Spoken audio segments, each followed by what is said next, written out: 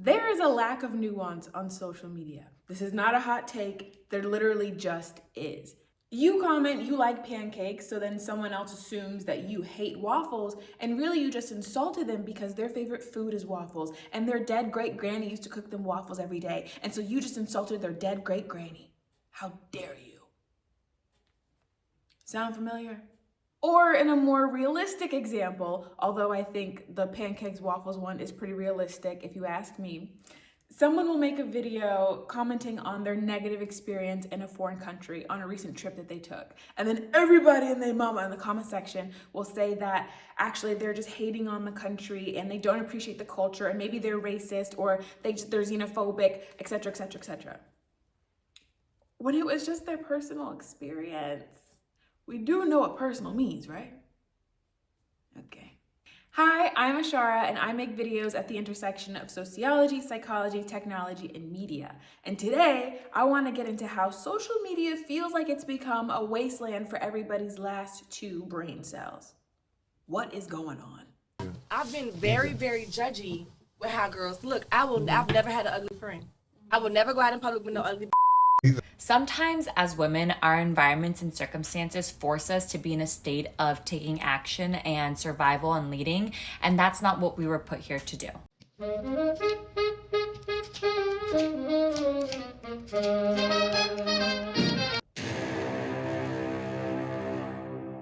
Okay, what is nuance exactly? The definition, according to Oxford Dictionary, is a subtle difference in the shade of meaning, expression, or sound. Basically, things can have multiple meanings or perhaps deeper meanings, and so we should interpret them as such and not at face value. What is critical thinking? I feel like I'm on Jeopardy asking questions. I guess I've not really watched Jeopardy. They answer questions in the form of a question. Anyways, it's the objective analysis and evaluation of an issue in order to form a judgment. Basically being able to analyze or take apart a topic and objectively, without bias, come to some sort of conclusion.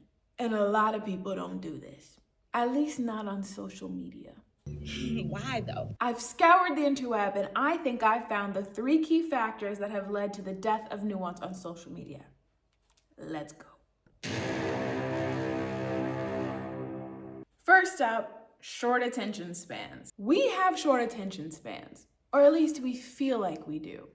There's actually a lack of long-term studies that can definitively say that our attention spans now are a lot shorter than they were before, but there is a lot of anecdotal evidence to suggest so. A lot of people blame the rise of short-form content like TikTok, Reels, and tweets. Because we don't regularly engage with long-form content that requires us to focus, we've lost our desire to focus in the first place. Instead of a deep dive, people seem to want short-form quips or attention-grabbing visuals and just not a lot of talking, or reading for that matter. Now, I agree in part with this idea, but I also would attribute our lack of attention span to the overwhelming amount of entertainment that's out there. We live in the age of entertainment, the age of visual entertainment, and there's just so much that we're constantly hopping from one piece of media to the next without ever fully digesting one thing or fully going into the details of one thing. Because there's just so much out there, we gotta see it all. It's like quantity over quality, essentially. Like, have you seen those videos that will use Subway Surfer or even Temple Run to keep people's attention? Like, can we not just watch a 1 minute long video and focus for 60 seconds? No, we cannot. Instead, we'll see a video of someone talking and then side by side next to Temple Run or video game play or someone making goo or someone cutting soap or rinsing off a rug because we need to be stimulated in more than one way. But how does this translate into a lack of nuance? Well, let's look at the kinds of short form content that is popular.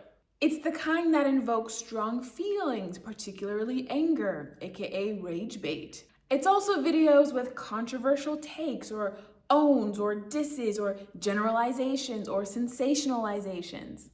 They get people to interact and stay on apps for longer, and essentially they suck you in. They're clickbait. But clickbait isn't nuanced. It can't be. It has to be topical, cannot be multidimensional, and it has to be polarizing. For example, a video that says makeup is bad for women's self-esteem is going to get more immediate interaction than a video that says makeup has been used to place unrealistic beauty standards onto women while profiting off of their self-esteem. However, it has given them a creative outlet to express their individuality and therefore is good and bad. Did you pay attention to that sentence? Probably not. The kinds of videos that capture the spotlight are ones with half-baked ideas and not ones that are nuanced, a little bit longer, require deeper thinking, and not exactly clickbaity or gotcha moments. Unfortunately. I'm sure you've heard the expression, if they wanted to, they would. Look, I'm gonna put it really simple. And I'm talking to the ladies here. If he wanted to, he would. Callie Morgan said,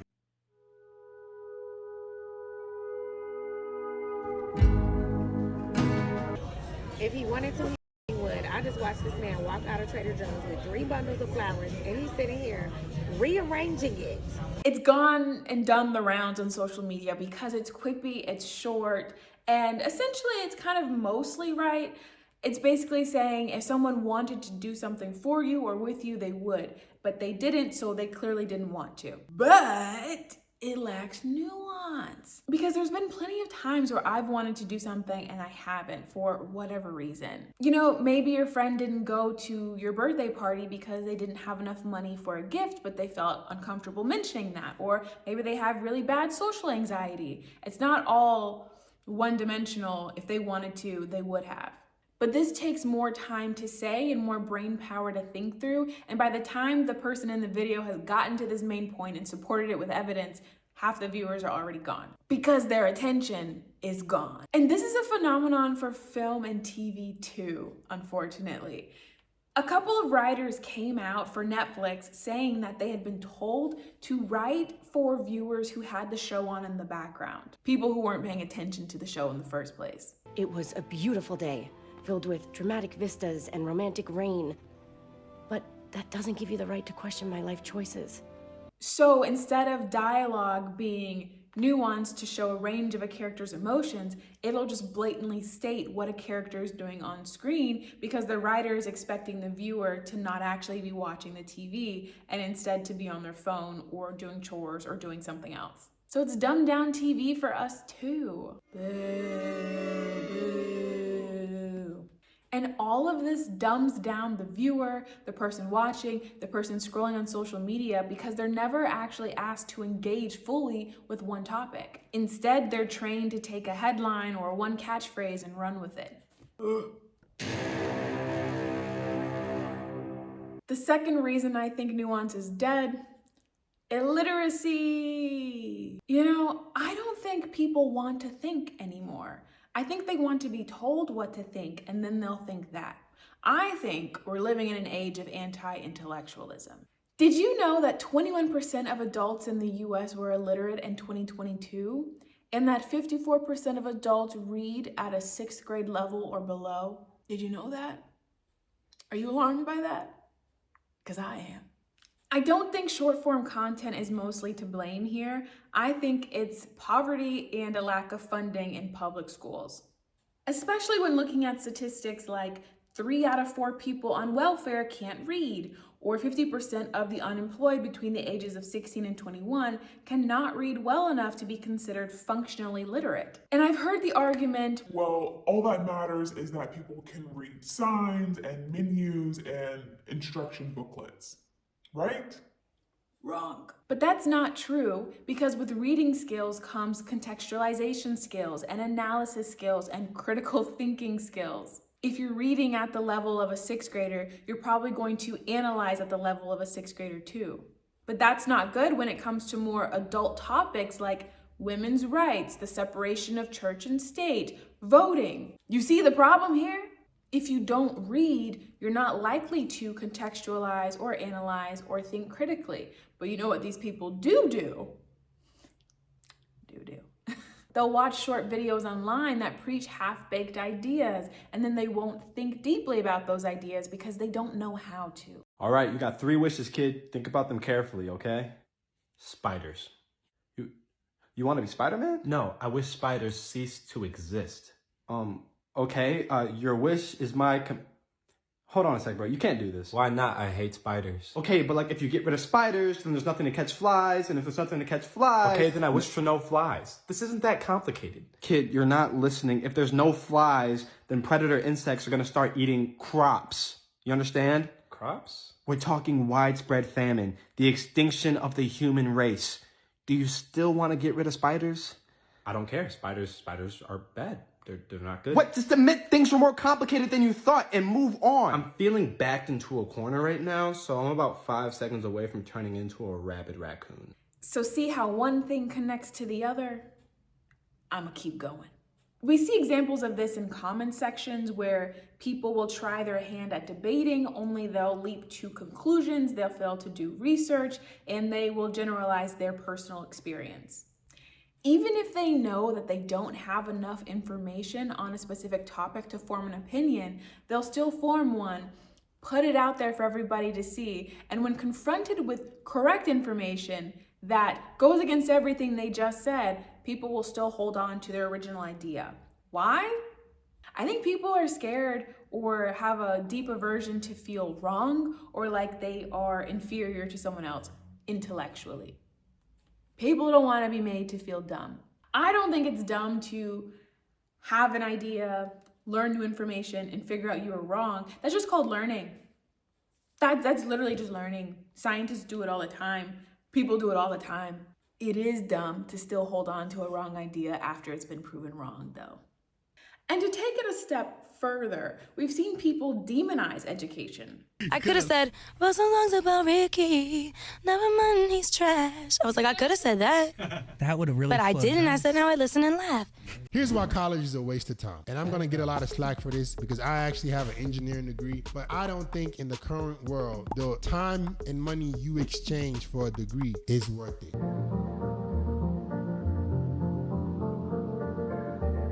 There's a whole war against higher education going on right now online because people will claim that it is completely a scam.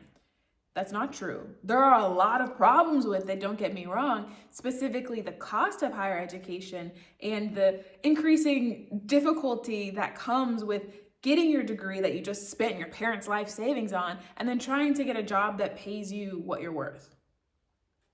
I can attest, very difficult. But learning itself, specifically in an environment with a diverse student body and professors who are so knowledgeable in a topic that they've spent their entire lives dedicated to it, is not a scam. Expanding your mind is not a scam. Do you see how we were able to unpack that right there? Not saying college is 100% good or 100% bad. That's some nuance. That's some critical thinking for you right there. I hope you're still paying attention. There have also been jokes online about the friend that is too woke or reads too much or turns everything into a high-level discussion. The problem was that there was no reciprocity. Whoa! What was that beautiful word?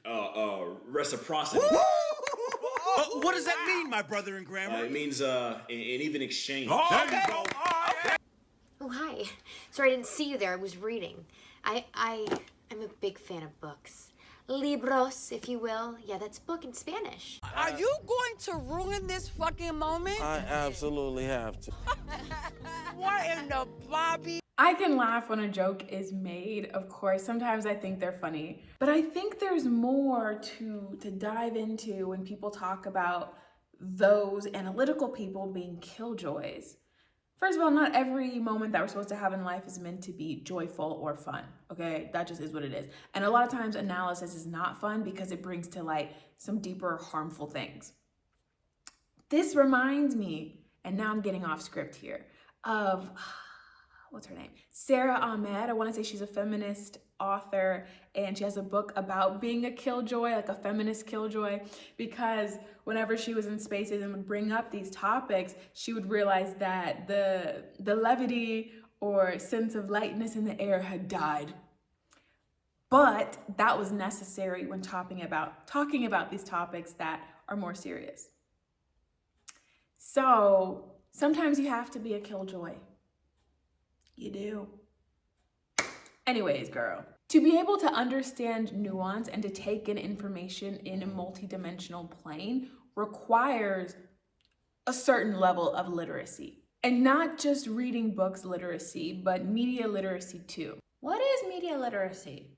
So glad you asked. It is the ability to critically analyze stories presented in the mass media and to determine their accuracy or credibility. Essentially, it's the ability to see something online, corroborate it with other sources, do your research, and decide if it's credible, accurate, or not. You're able to decide what kind of rhetoric that media is using to persuade you of something. Are they trying to encourage a specific behavior, etc.? What kind of biases do they have, etc.? I just like saying etc., I guess. If I can find the article, I'll put it in here, but I feel like, I swear, I saw something that said that people with lower rates of literacy are more likely to believe misinformation and disinformation. So it really does help to be able to read and decipher so that you're not becoming a sheep. That's what the people say these days. You're not easily swept into conspiracies or ideology that is not based in truth. And last but not least, my third reason for why nuance has been buried 6 feet deep, the individualism, what about me-ism of it all. A particularly irksome phenomenon I have seen online is the what about me in the comment sections and in video responses. And this goes hand in hand with main character syndrome. To be the main character assumes that your view of the world is really the only correct one and it's the only one that matters. If you haven't experienced something for yourself, then is it even really true? And the whole what about me-ism is really similar too. It assumes that your perspective is required in everything, even in topics or conversations that are clearly not about you. Sarah Lockwood, who's a TikTok creator, explains. I want to talk to you guys about something I've decided to call the what about me effect. The what about me effect basically combines individualistic culture with being chronically online. And it is rampant on TikTok. And I feel like it's very easy to write it off as like a lack of common sense or critical thinking, but I don't think it's that. So before I continue, I am going to explain what this actually is. The what about me effect is when someone sees something that doesn't really pertain to them or they can't fully relate to, and they find a way to make it about them or try to seek out certain accommodations for their very nuanced, personalized situation, instead of recognizing that maybe they are just not the target audience for that thing. I will give you an example. If anyone has seen the bean soup video, where this girl, she makes like a bean soup that's high in iron to help with your period, and it has like a gajillion different beans in it, and it's called bean soup. And she got all of these comments being like, well, what should I do if I don't like beans? Well, how do I make this without the beans? Can you substitute the beans? Instead of just saying, hey, if I don't like beans, maybe I shouldn't watch this bean soup video. Like, I don't know if this happened to you, but there was always that one person in like middle or high school where the teacher would wish everybody a happy weekend, you know, have a good weekend on a Friday. And then they would raise their hand aggressively and say, well, actually, my gerbil just died and I have to bury him this weekend, so it's not a happy weekend. You shouldn't just assume that everybody should have a happy weekend because you don't know what's going on in everybody's life. Girl, what? Maybe you weren't the target demographic, right? Maybe your experience is so unique and so particular it doesn't fit this one thing, and that's okay. Maybe not everything is about you. What did he say? It's just such a childish way of thinking and going about the world, and yet grown adults will not loose this behavior. They'll still hold on to it, steadfast. I wonder if this comes from our hyper-individualistic culture. You know, it is more of a Western thing to consider the individual before considering the community. Because we care more about the individual than the collective, maybe it's led us to believe our individual perspective is more important than it actually is. And also maybe it's just the forum of social media itself. You know, we're constantly invited to share every aspect of what we're doing and what we're thinking be it in tweets or story posts or timeline posts or TikToks or Reels, it kind of creates the feeling that our thoughts and opinions are more valuable than they actually are. It makes us feel like everybody wants to hear from us when they never really asked us to begin with. And features like the For You page on TikTok, for example, will lull us into this false sense that people are performing specifically for us. I mean, the For You page is called For You because the algorithm specifically crafted it for you. And if the algorithm is tailored for you, then the videos about other people's experiences must also be about you in some way too. At least that seems to be how some people are interpreting it. Okay, well, those are my thoughts as to why nuance is shriveling into dust on social media. What do you think? And I really want to know what you think and why you think it, and support it with 3 different facts. I'm kidding. You don't have the attention span for that. I'm kidding. I'm joking. If you made it to the end of this video, thank you so much for caring to finish the video. Thank you so much for watching. Please, girl. Please like, comment, subscribe, share, all the things. I would greatly appreciate it. And much love always. I'll see you when I see you. Bye.